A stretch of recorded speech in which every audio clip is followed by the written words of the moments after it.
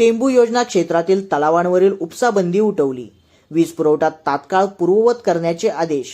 संग्रामसिंह देशमुख यांच्या प्रयत्नांना मोठे यश. एल निनो परिस्थितीच्या पार्श्वभूमीवर पाणी नियोजनासाठी लागू करण्यात आलेली उपसाबंदी अखेर उठवण्यात आली आहे.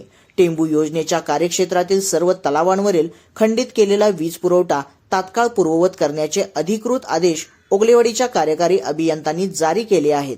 सांगली जिल्हा परिषदेचे माजी अध्यक्ष संग्रामसिंह संपतराव देशमुख यांनी केलेल्या यशस्वी पाठपुराव्यामुळे शेतकऱ्यांना हा मोठा दिलासा मिळाला आहे.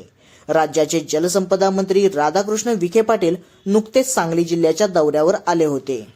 या दौऱ्यादरम्यान त्यांनी कडेपूर तालुका कडेगाव येथील संग्रामसिंह संपतराव देशमुख यांच्या निवासस्थानी भेट देऊन कार्यकर्त्यांशी संवाद साधला. यावेळी संग्रामसिंह देशमुख यांनी उपसाबंदीमुळे शेतकऱ्यांची पिके जळत असून त्यांचे होत असणारे प्रचंड त्रास कमी करण्यासाठी ही बंदी तातडीने शिथिल करावी अशी आग्रही विनंती केली होती.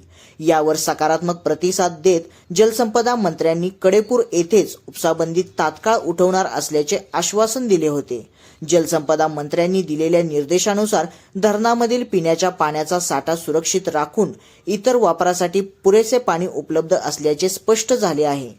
त्यानुसार टेंबू उपसा सिंचन प्रकल्प व्यवस्थापन विभागाने उपसाबंदी पूर्णपणे उठवली असून कडेगाव, शिवाजीनगर, शाळगाव, बोंबाळेवाडी, हिंगणगाव बुद्रुक यासह कार्यक्षेत्रातील सर्व तलावांवरील वीज पुरवठा तात्काळ सुरू करण्याचे लेखी आदेश महावितरण विटा व सांगली ग्रामीण यांना दिले असून या निर्णयामुळे कडेगाव आणि परिसरातील शेतकऱ्यांच्या आले, ऊस यासह अन्य नगदी पिकांना पाणी मिळण्याचा मार्ग मोकळा झाला आहे. ऐन गरजेच्या वेळी संग्रामसिंह देशमुख यांनी शेतकऱ्यांचा पाणी प्रश्न मार्गी लावल्याने शेतकऱ्यांमधून त्यांच्या या प्रयत्नांचे जोरदार स्वागत होत असून समाधान व्यक्त केले जात आहे.